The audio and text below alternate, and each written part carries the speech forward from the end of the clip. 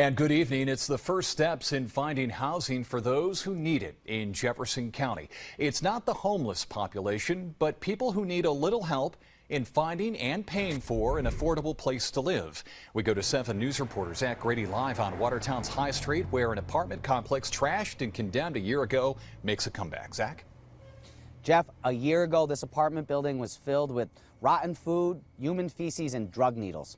In our tour today at 140 High Street, we saw a much different apartment building, and we learned how it may help some individuals here in Jefferson County who are looking for an affordable place to live. Well, I think there's history here. Most people know about the Dean building, and unfortunately, the history of the Dean building as of late hasn't been good.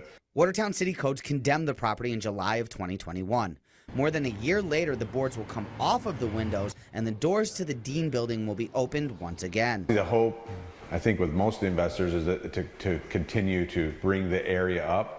Obviously, that's going to take a lot of work. Honestly, it's probably going to be a combination of between the county and the city and the investors as they come in to try to clean up certain neighborhoods. Jefferson County's Department of Social Services welcomes that partnership, as it has struggled to find housing for people. The Dean building won't serve as the answer for the county's unhoused crisis, but it will be a building to help another population, one that needs a little help to make ends meet.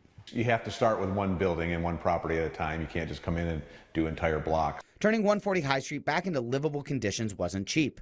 Just removing the garbage alone cost $15,000. The renovations included security cameras to help the building's owners prevent another problem. Jeff, the units here at the Dean building will go anywhere from $1,000 to $1,200. And DSS and the property manager says that there aren't many units left. And because of this, the vetting process for DSS candidates will be very, very stringent.